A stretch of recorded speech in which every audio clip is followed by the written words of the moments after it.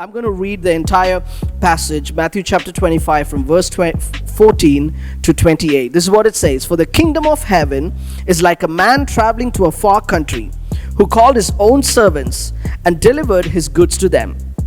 And to one he gave 5 talents, to another 2, and to another 1, to each according to his own ability. And immediately he went on a journey. Then he who had received the 5 talents went and traded them and made another 5 talents. And likewise he who had received 2 gained 2 more also. But he who had received 1 went and dug in the ground and hid his Lord's money. After a long time, the Lord of those servants came and settled accounts with them. So he who received 5 talents came and brought 5 other talents, saying, Lord, you delivered to me 5 talents. Look, I have gained 5 more talents besides them. He was super excited. Look at me, I have multiplied. 21. His Lord said to him, well done, good and faithful servant. You were faithful over a few things, and I will make you ruler over many things. Enter into the joy of your Lord. Isn't that what we feel, that you want God to look at us and tell us when we meet him face to face? You want God to tell us, well done, good and faithful servant. You were faithful over a few things. I will make you ruler over many things. Again, he continues. He also who had received 2 talents came and said, Lord, you delivered to me 2 talents. Look, I have gained 2 more talents besides them. Again, the principle of sowing and reaping, multiplying, is applied in the life of the second guy. And verse 23, his Lord said to him, well done, good and faithful servant. You have been faithful over a few things. I will make you ruler over many things. Enter into the joy of your Lord.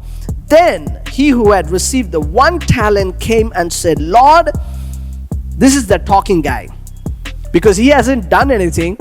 So he's trying to give a little bit of dialogue here, a little bit of flared, statements and comments, and kind of, flare it up to his boss. He said, Lord, I knew you would be a hard man, reaping where you have not sown, and gathering where you have not scattered seed.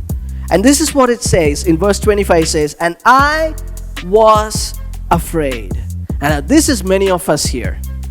Many of us here can relate to verse 25. Even I can relate to verse 25 and say, and I was afraid. And I was afraid and went and hid your talent in the ground. Look, there you have what is yours.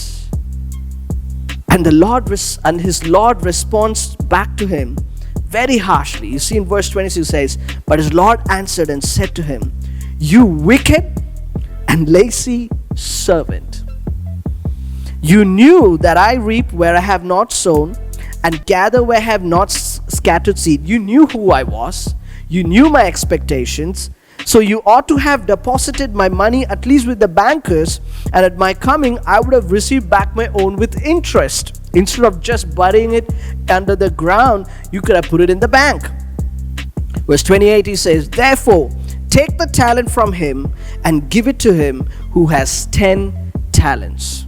We can relate to this guy, the last guy, in verse 25, where he said, I was afraid. I was afraid I would fail. And he just buried the gift that was given to him. Are you that person? Are you afraid that you will fail? Are you afraid that you will let down? That you are burying things underneath? And you are not allowing God to work in your life and through your life? Let me say something. You cannot please God by playing it safe. I want that to sink in our head, to sink in our minds one more time. You cannot please God by playing it safe. You can't play safe games with God. This guy is playing safe games with his boss. He's saying like, you can't kill me. I did not, just go and use the money that you gave. I did not just buy something and ate it. I kept it safe and I'm returning back to you. That is playing safe. In our life, God has blessed us with so many things that God is expecting us to bring it to Him so that he can multiply, not with a heart of fear, but with a heart of boldness. In other words, you are unfaithful to God if you don't take risks and live by faith. We can be unfaithful to God if we don't take risks by faith.